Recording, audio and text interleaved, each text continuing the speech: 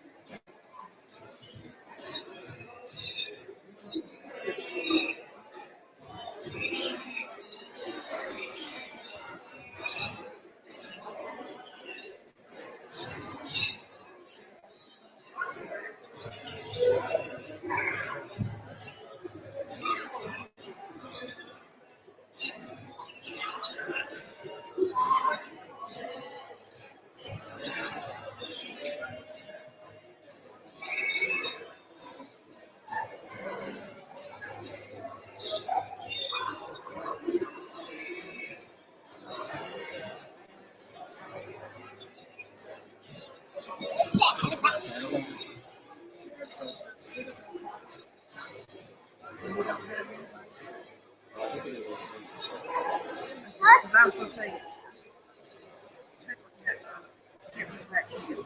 you're old enough, but that's a possibility. It's over Impact Church on Randall and Toby. It's an all day camp.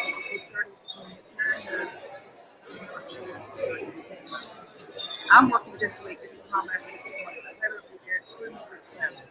So that's a possibility if you want to. Because I'm there this week, and then Michelle will be there the last 2 weeks. So we would have now Katie Grace in our group. And Taylor will actually have info. So it's a possibility. And they've got others with go to impactchurch.org, I think. And information online. But I mean, that's a possibility for me.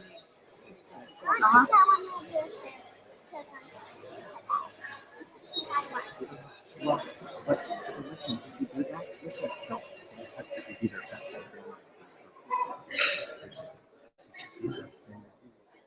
Hello, everyone. I'm Shane Lee. I'm the Union Worship Director here at Baptist.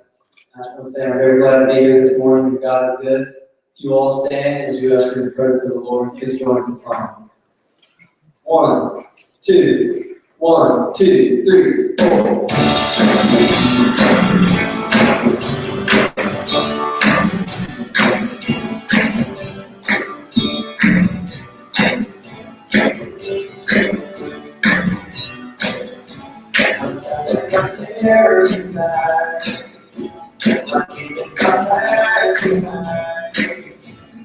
Setting my heart and mind on you, Jesus.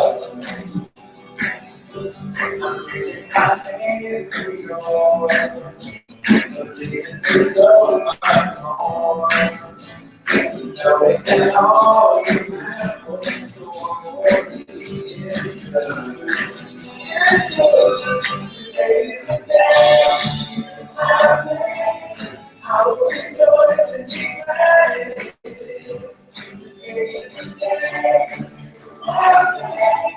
I will rejoice and be glad. And I won't worry about tomorrow. What you say today.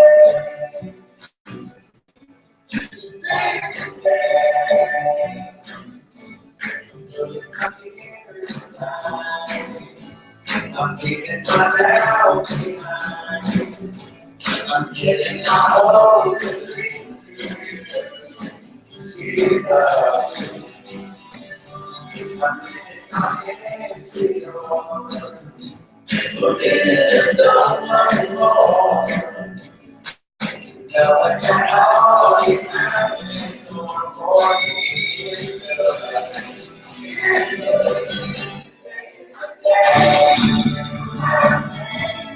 I will rejoice and be glad. I will rejoice and be glad. And I won't worry about tomorrow. Forget what you say.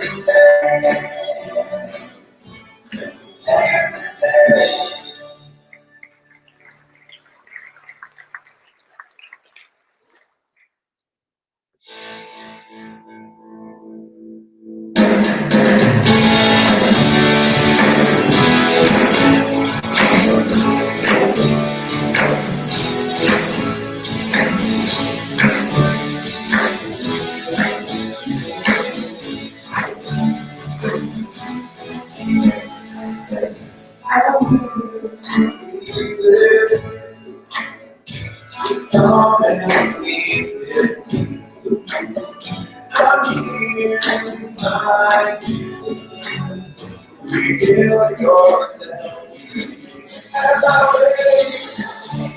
You make me know that I'm going to your arms.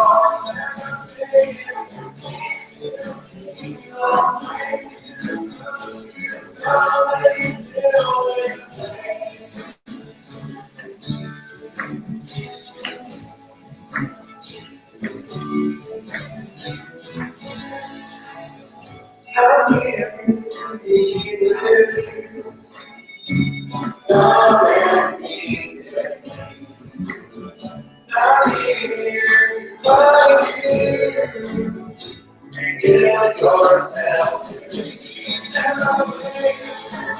You make me all that I'm going to your arms. Everything already know you know that you feel.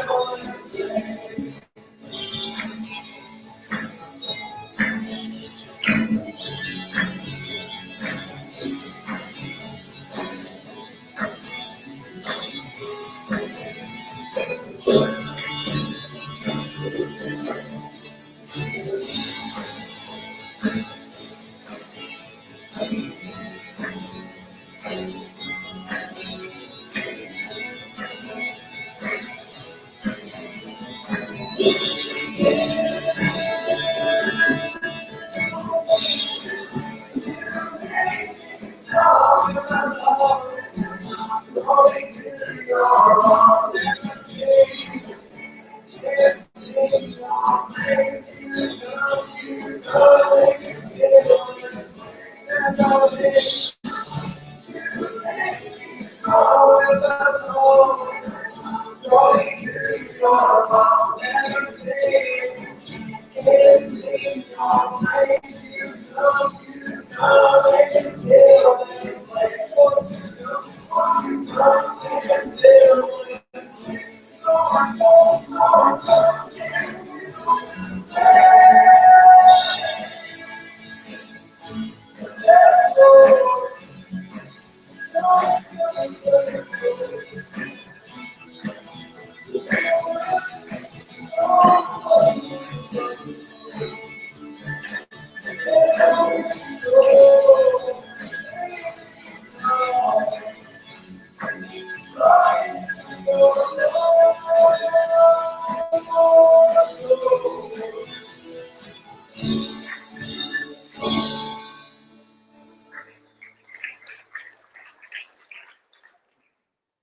Good morning. Welcome to worship at First Baptist Church.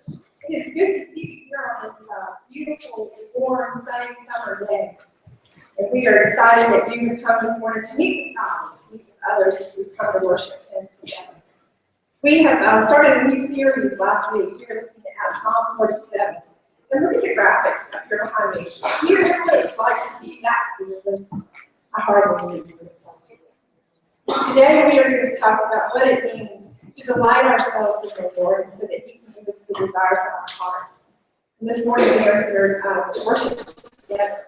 If you are visiting with us, I want to say a special welcome to you. I looked down the road this morning to see some faces that I do not know. I'm just very happy to welcome you to worship here at First Baptist.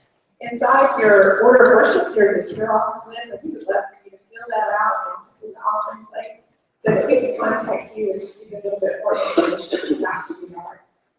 This morning, as we go to God in prayer, I just want to also lift up several mission teams that our church has sent out this week. We have a group traveling back from Dallas. Our teenagers are coming back from Dallas. They will be back today, and they're having a wonderful week serving God in that hot place. We have a group of people who are in South Africa. Matt Coates, our pastor, our senior pastor, and Jake Davis, our associate, one of our associates. They are in South Africa with the team, and very excited about the work they are doing there. And then we have a group of college and other people in our church who are from Guatemala on Thursday. So we definitely, the church has left the building in some ways, and we are out doing God's work, so we want to lift them up in prayer. We got to go take care of them. God, this evening, we do come to worship you. We come to meet with you, to meet with other believers who are seeking you.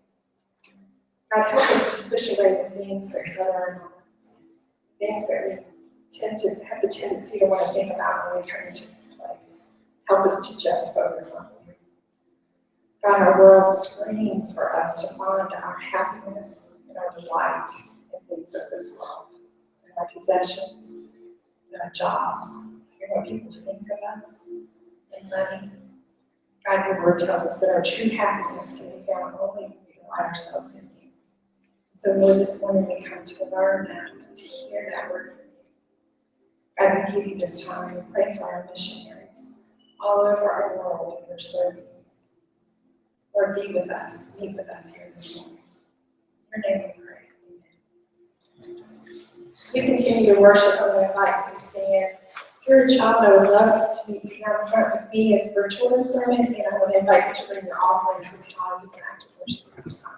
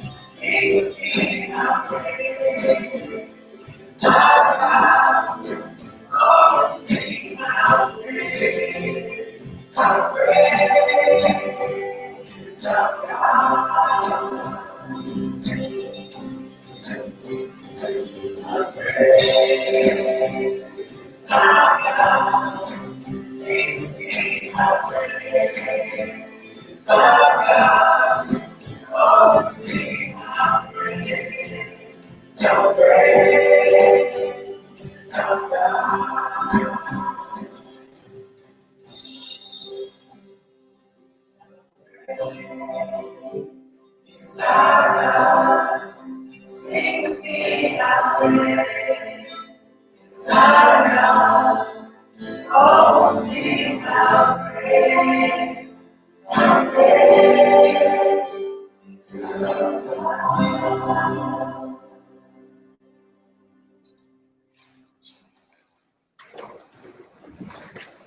Good morning, everybody. Good morning. Thank you, Carter. Good morning. All right, everybody has a card, right? Okay, I'll do that. All right, let's scoot up for just a second. You keep your card. So good morning. I'm so excited to see y'all this morning. I've missed you since camps have been over the past week or so. Y'all having a good summer? Anybody start back to school this week? Somebody no? Okay, good. I think all the people are starting school and taking one last vacation day. Well, this morning I want to talk to you about something that I think is important. It's called the keys to happiness. If I asked you, would you rather be happy the rest of your life or sad the rest of your life? Happy, absolutely. I'm so glad you said that. I would rather be happy the rest of my life. And I want to talk to you about the keys to happiness and what the Bible says about that. But before I do, I want to show you just my keys, a set of keys. And let's talk about my keys. So this key is the big one. This is the one that starts my car when I put it in there. It makes me really happy.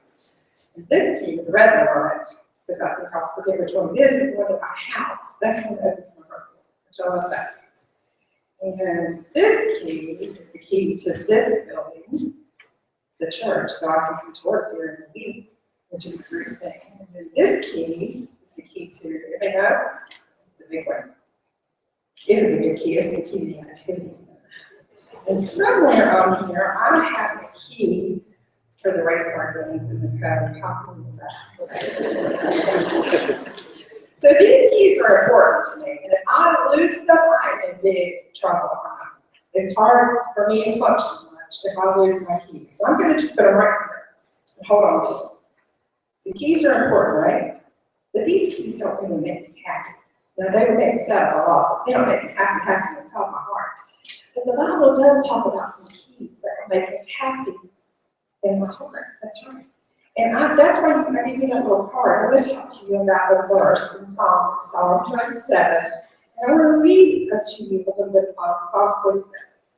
It says, look at your card as I read this, okay? It says, trust in the Lord and do good.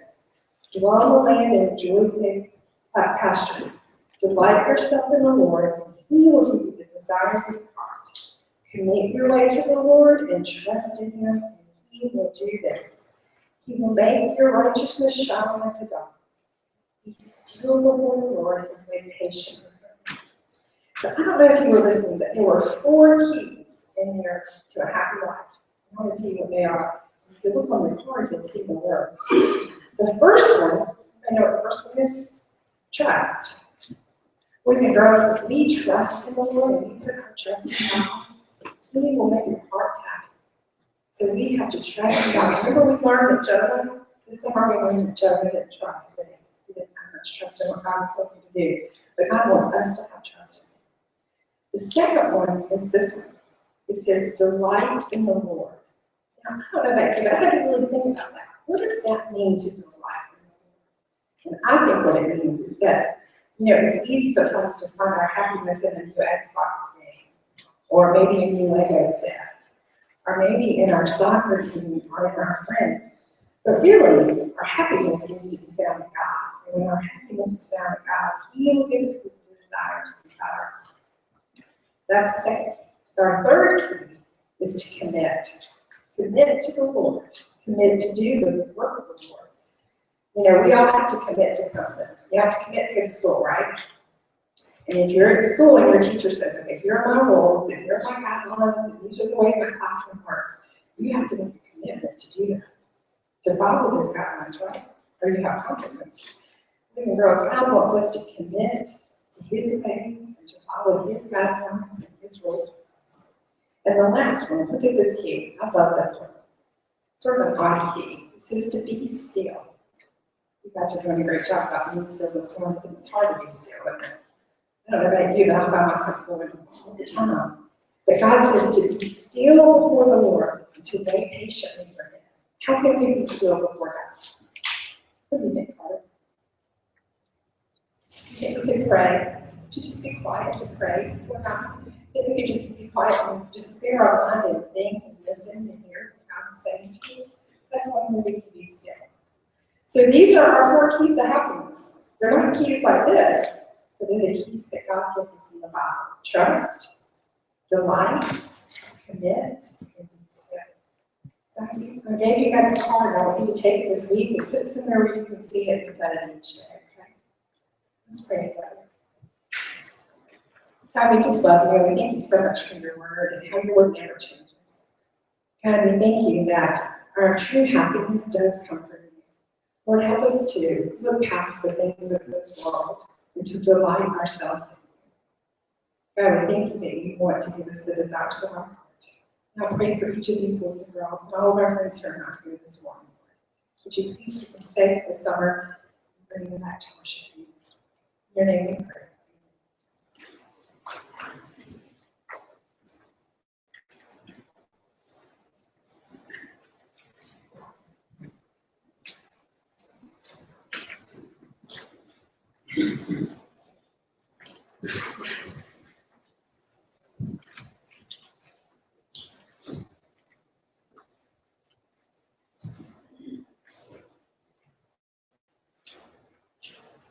Reading this morning from Psalm 37, verses 3 through 7. If you would, please read responsibly with me. Trust in the Lord and do good.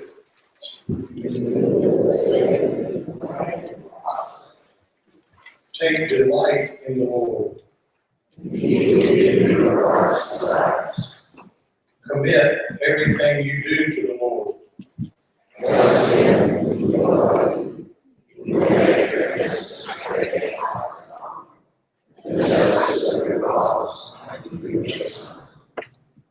Be still in the presence of the Lord and wait patiently for him to act. The word of the Lord.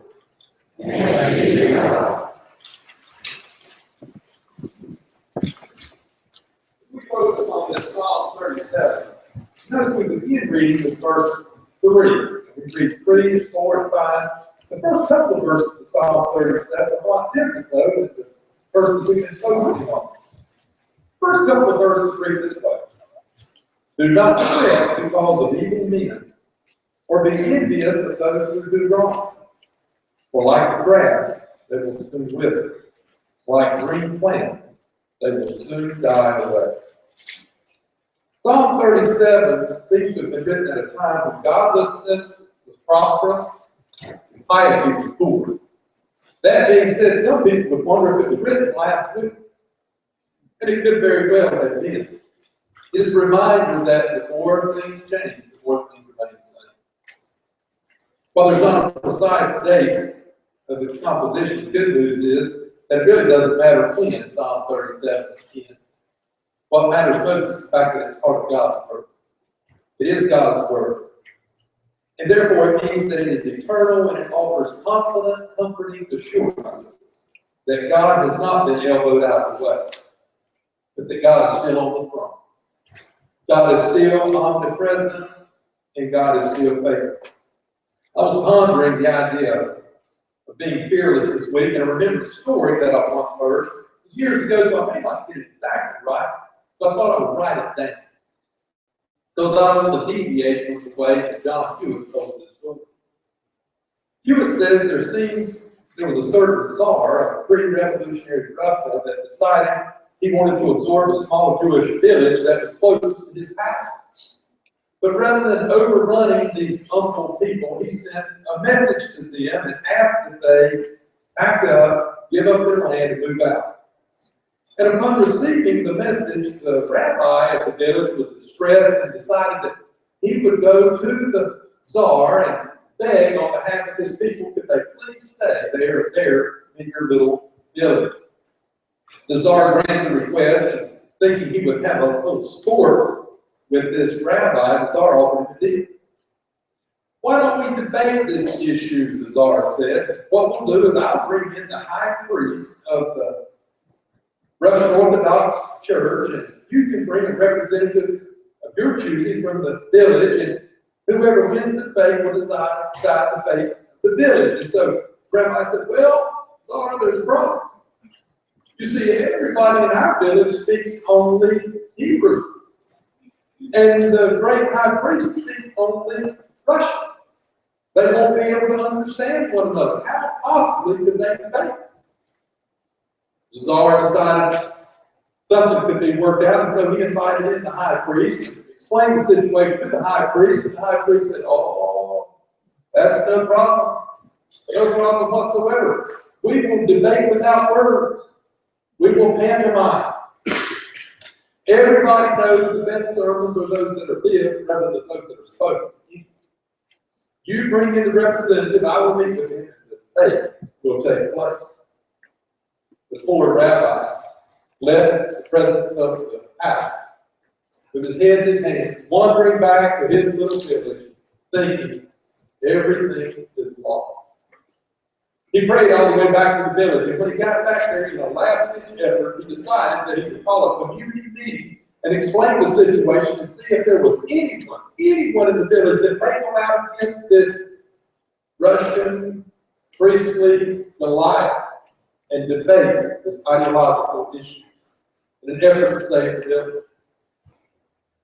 When he asked for volunteers, not a single hand went up. Not one. There was one, it was raised. It was the man who was sitting over to the left side. It was the gentleman that everyone affectionately referred to as the village idiot. What was he doing? What was he thinking? No other arms went up. Someone made a motion that all nominations be ceased. Someone seconded it, they voted, and it was decided the village idiot, the representative, would be sent off to the palace, probably to be installed. Upon arriving at the castle, the village representative was escorted into a large mirrored room where there was a long oak table. And at the end of the oak table stood magisterially the high priest. In his robe, in his vestments, he had on a large silver cross. He had it around his neck there. In this mirrored room, with the high ceiling of the oak table, the debate began.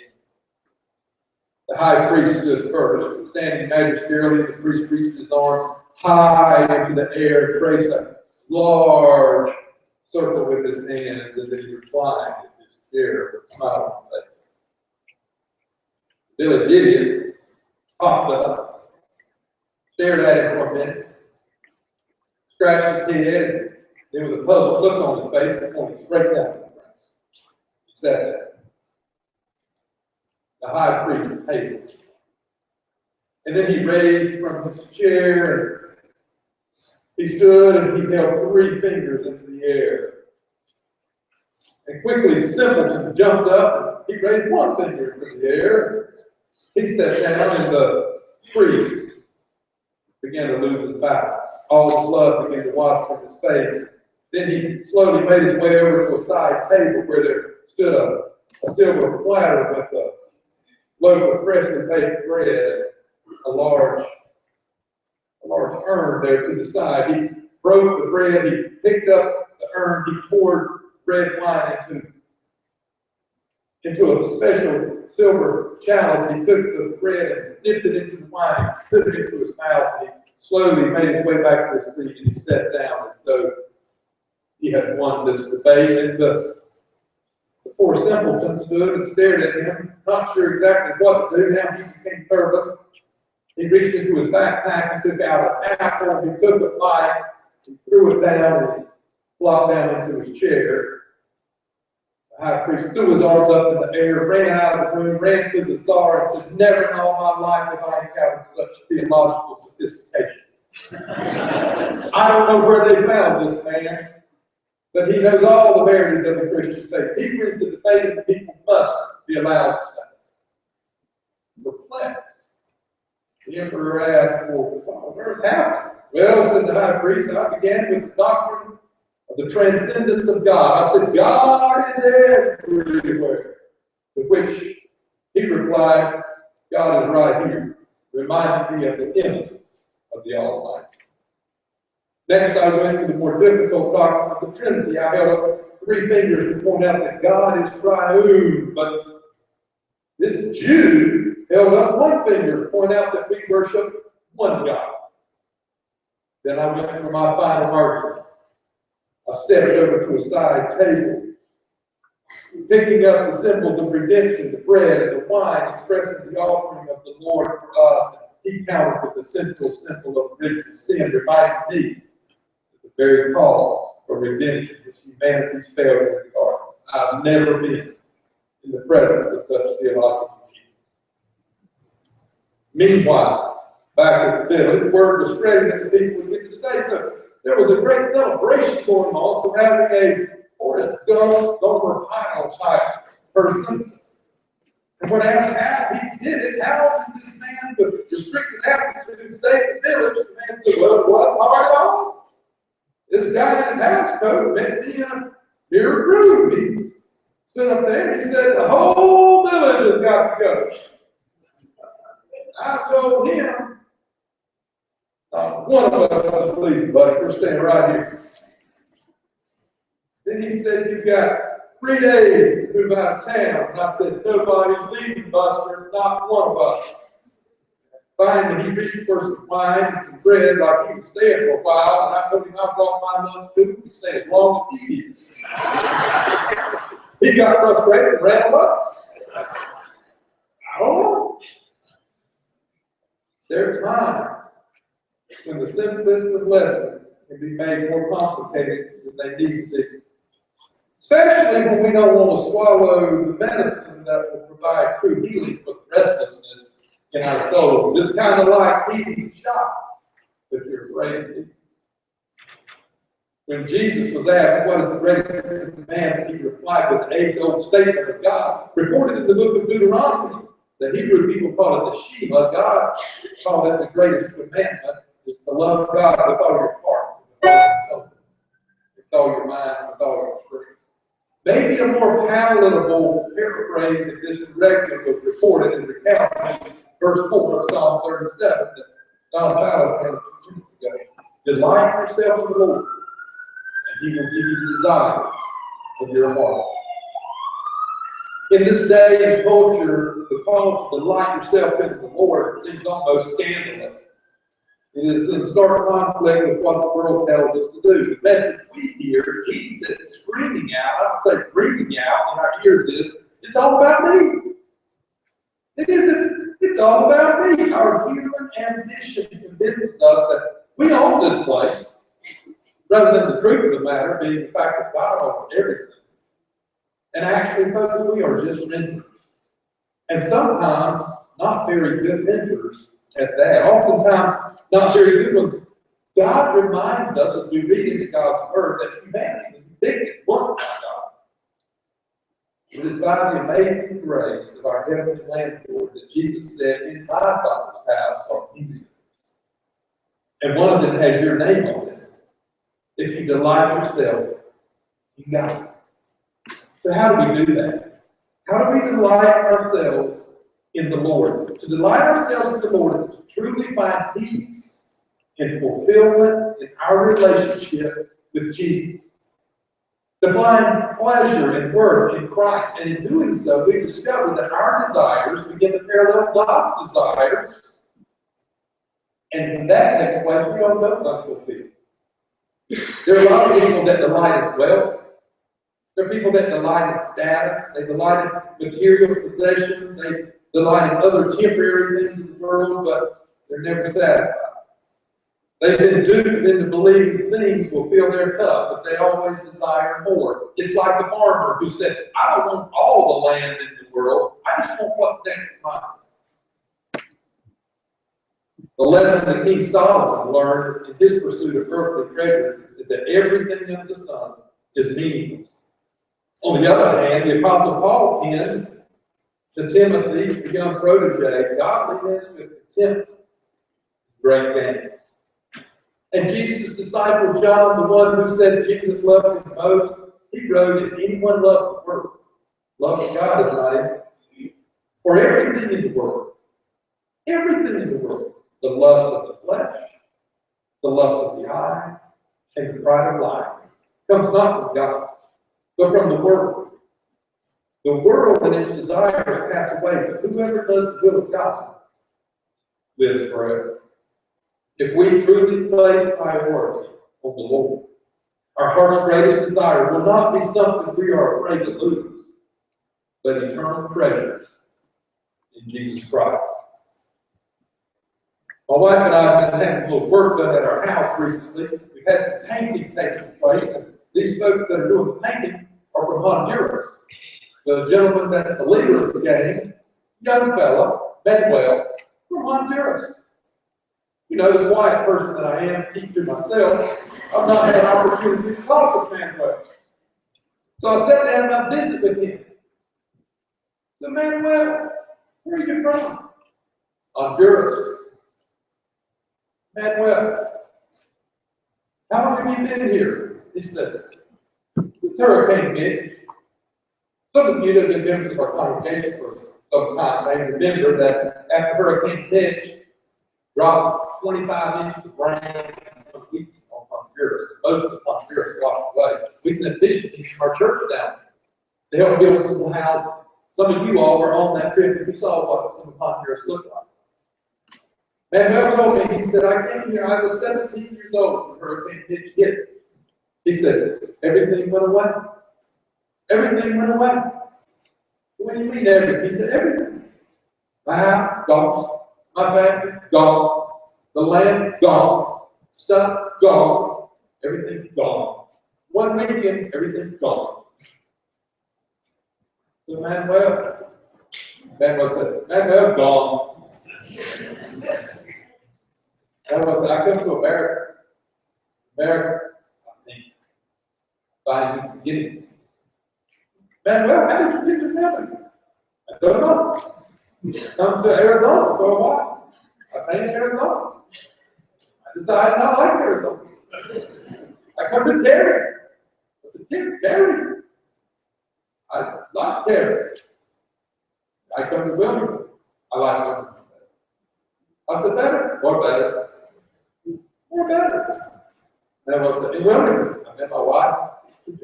Why? Where's your wife from? Honduras. Yes. Yes, Honduras. I met my wife. I love my wife. See my wife, we have 3 children. Yeah, we have a house. Where do you live? And what? House. Bunch of junction.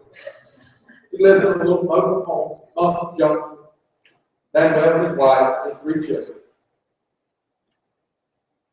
Manuel said, God is good. God is good. One weekend, everything walked away. The things of this world are temporary. Some people would say that Manuel lost everything. Manuel would tell you that he found everything. The writer of the Gospel of Matthew says, seek first God's kingdom and God's righteousness, and all these things will be given to you as well. So what are all these things? We want all these things. What are all these things? The things about which you and I worry, the things about which we're anxious. Jesus' list included what shall we wear, what shall we eat, what shall we drink. But our list may resemble more closely something like, what will people think of me? How do I feel about myself? Where am I going? What should I do with what I have? What can I do about the things I don't have? What about the things that I want? An interpretation of what Jesus said is, seek the kingdom of God first. And your priorities will change, and your perspective will improve. There are a lot of people that follow Christ. But it seems like to me the things that fuel their faith is the angst within them, the shadows that expand out from them. Probably every one of us here has our private little reserve of anxiety. We have some type of uncultivated disappointment that seems to own us almost daily. And occasionally we wander into these gardens within our minds and our emotions where we plant new seeds that mature eventually into bumper crops of guilt, fear, and apprehension. You know, I once heard a lady say, a very wise lady, she said, no matter how fast or how far I run, I could not get away from it. Do you ever feel like that? No matter how fast or how far you run, you can't get away from it. Jesus is not indifferent to or unaware of our anxieties. That's why he tells us to give God priority. Because Jesus knows us well. And he knows the medicine that we need most. He inspired the writer of Psalm 103:10. Bless the Lord, O my soul, and all that is within me, and forget not all God's benefits. Sadly, too many of us suffer from select amnesia, and we seem to forget God's benefits. As we look at our lives, we start from the point of what we don't have, rather than considering the things that God has already given to us. Now that sounds simple. But I know from personal experience. And from time that I spend with some of you all, that more often than not, the genesis of our spiritual journey begins with what we lack rather than what we receive. Oftentimes we would begin with the point that I'm a sinner, I'm short, I can't make it, instead of looking at the fact that God says, I created you and infused into you the Spirit of Christ. And I've given you the breath of life. And there's not anything that you can do, will do, or think you might do that would keep me from loving you. The way to focus our spiritual energy is to consider not what we need as the beginning point, but what we already have. Blessings that God has already given to us. God's greatest desire for us is for us to be blessed. It's not a reward from God like the silver star or the gold star you get at the end of the day if you've done good, or the fact that your stick didn't get moved in class. God starts with us and God says, I love you dearly, and my greatest desire for you is through you. To love me, and for you to love yourself, and for you to love your neighbor as you love yourself. Blessed are ways in which God allows us to see God. And even more importantly, to gain a view of God and of ourselves, such that we realize that we have no reason to be anxious. I was on the elevator this past week in Hanover Hospital. I got on the elevator with two ladies, two African American ladies, large ladies. I stepped onto the elevator, and unlike a lot of people, I talk when I get on the elevator. Quietest place in any city is an elevator. You get on an elevator, nobody speaks. You just stand there, look at the button, look at the light. For some of us, we're fortunate. There's only 2 or 3 floors. If it's like we have a hospital, 10 floors, you stand in, you have to stand for some time. Stand in the box here, around, there, slide, it's there. I got on the elevator with this lady. These 2 ladies. How y'all doing? One lady said, blessed. Yeah, how y'all doing? Blessed. When someone asks you last, how are you doing? Did you think blessed? I love it. I love the fact that she said, I'm blessed. To speak of a person blessed is to acknowledge the presence of Christ in that person, and as that person. When the angel Gabriel approached Mary, the mother of Jesus, Gabriel said, you are blessed among women. Gabriel was recognizing the unique presence in God. The presence of God inside of Mary. God was not only with Mary, but God was in Mary. In some worship services, in some churches, not in many Baptist churches, not in this Baptist church, but in some churches, there's a designated time of service called the passing of the peace. Maybe you've been in churches like that, maybe you're out of churches like that, maybe you typically worship in churches like that, if you're worshiping here today, and you're wondering, why didn't they have a passing of the peace? It's when the people look around at one another and they say, the Lord be with you. And the response is always, and also with you. It's an acknowledgement of an affirmation that the evidence of God's presence in your life is a sign of God's blessing in the world. God created us to be in relationship with God and to be filled with light and hope and joy and to offer those things to other pilgrims like us. That's why when we say, God be with you, and they say, and also with you, we're on this journey together. God's deepest desire is for us to delight in Him and to open ourselves to His blessing. And you know what? When we do that, we recognize that the world can never satisfy our deepest longing. Because when we choose to delight in God's way, God will always provide beyond our expectations. And we will recognize when we look in the mirror, or when we look at that person in the elevator, or we encounter that person along the hallway, and they ask, how are you doing? We can say, confidently, blessed. As followers of Christ, let us concur with Jesus. lets us agree with one another, and lets us let the world know what Jesus said. And that is, whoever drinks the water I give them will never thirst. Indeed, the water I give will become in them an endless spring, welling up to eternal life. I don't know when Psalm 37 was penned. Maybe it was at a time when godlessness was prosperous and piety was poor. But I know, a few minutes ago, this is the day the Lord has made. Let us rejoice and be glad. Our closing song in this service today is a familiar song, but it's one that if you hear it, you might say, it's a little bit. It's entitled Amazing Grace. We had a funeral this past week. On Friday morning, we gathered in this room. We celebrated the life of a man with a close friend. So I met with the family and we talked about the service. They said, please, let's go through Amazing Grace. Well, why is that? They said, because it's so personal.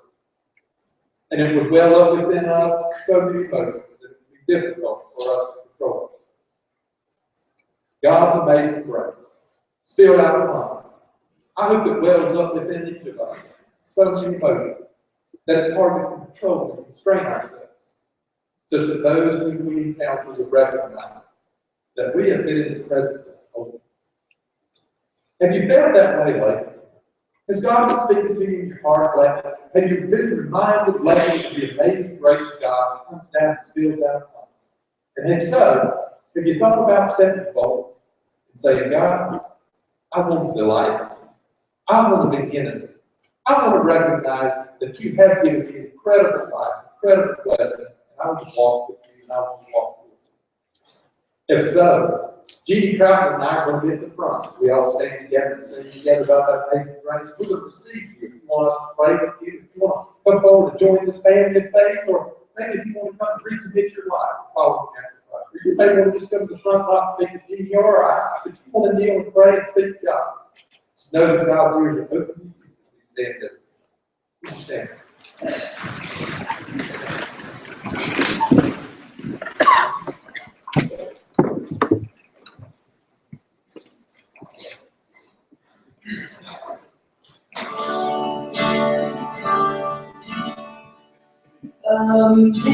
Amazing grace, how sweet the sound that saved a wretch like me.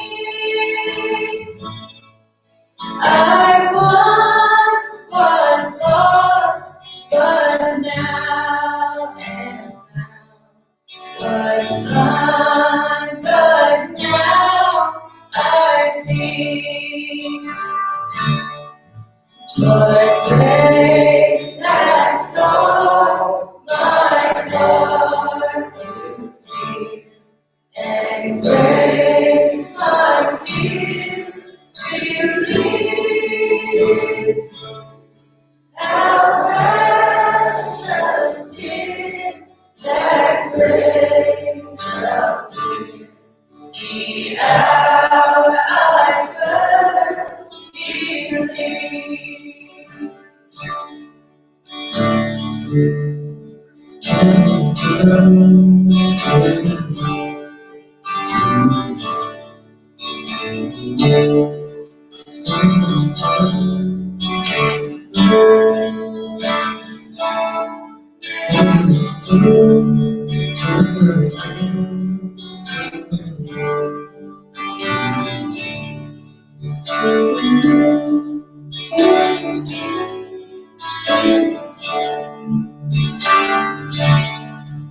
And we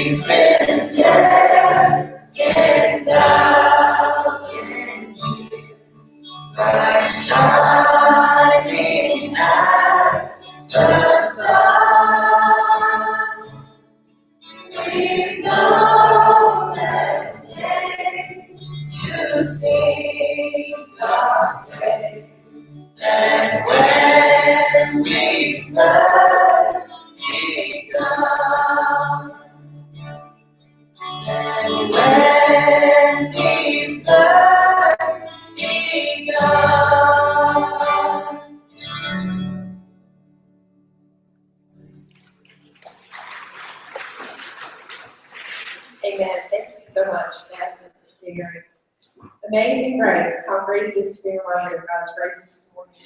If you are visiting with us, again, I want to tell you welcome to First Baptist Church. We have a visitors reception for you. It's after the door to my left, the second door on the left. There are folks there ready to greet you right now, and our staff will come back and say hello to you in just a few moments. Again, I want to encourage you to open up your order of worship. Look inside of the room because there are lots of great information about how we can be the presence of Christ in our church and in our community. I want you to just encourage everybody to do that. How many of you have a certain place that you put your keys when you're home? I have learned to do that. I wasn't we have this little shelf when I walk in the door that I try to always put my keys most of the time. And I just want to encourage you this morning to grab a card, grab one of the Psalm 37 cards that have all of our exits, and place this where you put your keys. And every morning when you grab those keys, or in the evening when you put your keys back, just let this remind you of God's keys for our happiness in our life. Thank you for your message on the life this morning. So I'm going to turn over to Jim for our benediction. I'm sorry, I turned off the microphone, so you all listen real closely as I pray. Loving God, we thank you for loving us, for caring for us, and for strengthening us and sustaining us.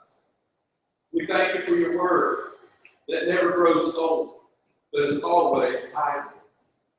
We thank you for your Son Christ. May we recognize, God, that we have been blessed to be fully devoted followers of your Son and our Savior. It's in His name that we pray. Amen.